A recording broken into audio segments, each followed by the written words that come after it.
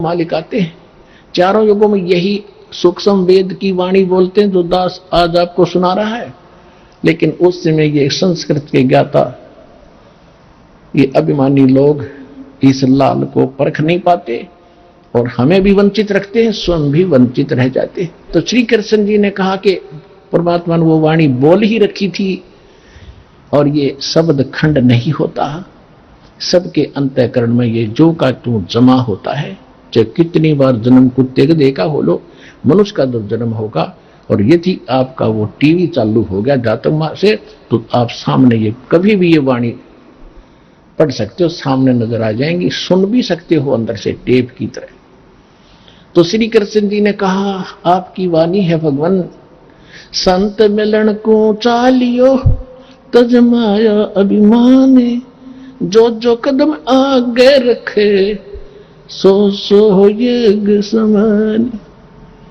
पुणात्मा, इस अध्यात्म मार्ग से आपने भी शिक्षा लेनी है कि जिस समय यदि इस सतलोक आश्रम बरवाला में ये दास बैठा है, पृथ्वी पर संत कहो, सतगुरु कहो या दास कहो,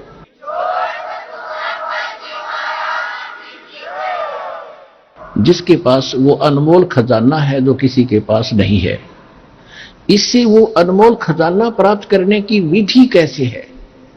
संत मिलन को चालियो तजमायो अभिमान, जो जो कदम आगे रखे ओ हे यज्ञ समान।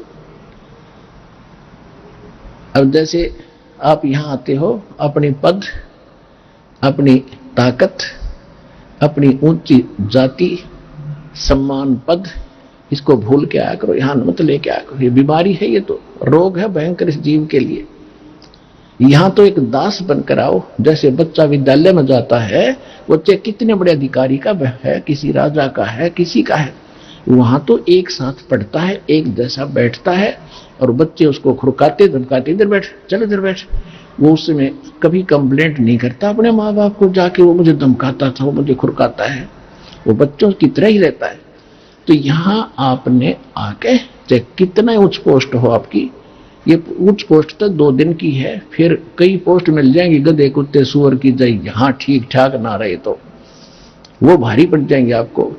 इसलिए यहां आकर विनम्र रहे, अधीन रहे, इस मन को सेट करना है। जब तक हम अधीन नहीं होंगे भगवान राहत नहीं देगा। इसलिए उनको परमात्मा ने लीला करनी थी कि श्री कृष्ण में ऐसी प्रेरणा भरी, उसने जाति दंडोत प्रणाम किया तो 5 पांडवों ने भी किया। अगर वो प्रणाम नहीं करते तो भी रजा नहीं बख्शते दाता। ये नियम है दाता का। सबको पहले किसको भी कहते सोचल छिद्र मैं करूं, अपने जन के काज, अधीन होना पड़ेगा भगवान के निकट आने के लिए। अहंकार से भगवान 100 कोस दूर है। तो श्री कृष्ण जी ने कहा कि आप ही का वचन है भगवान, संत मिलन को चालियो तजमाया अभिमान, और जो जो कदम आगे रखे ओ हे एक समान। यानी इस प्रकार आने वाले भक्त को इस सतलोक आश्रम बरवाला में वही पुण्य मिलेगा जहां से आप चले हो, कहीं से चले हो। और कदम बोला मालिक ने ऐसे, चाहे आप ट्रेन में आए हो, चाहे आप किसी चीज में आए हो, वहां से यहां तक के कदम नाप देगा आपके, और उतने ही यज्ञ का पुण्य आपके अकाउंट में लिख देगा, जो यहां बिल्कुल मर्यादा में रहेंगे आकर के।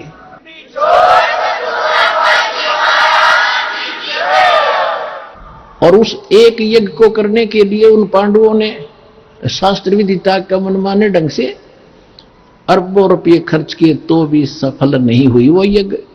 और वो पुण्य आपको यहां आने वाले को मर्यादा में विनम्र भाव से, निष्कपट भाव से और सीधा साधु भाव से रहकर दर्शन करने से, सत्संग सुनकर जाने से लाभ हो जाता है।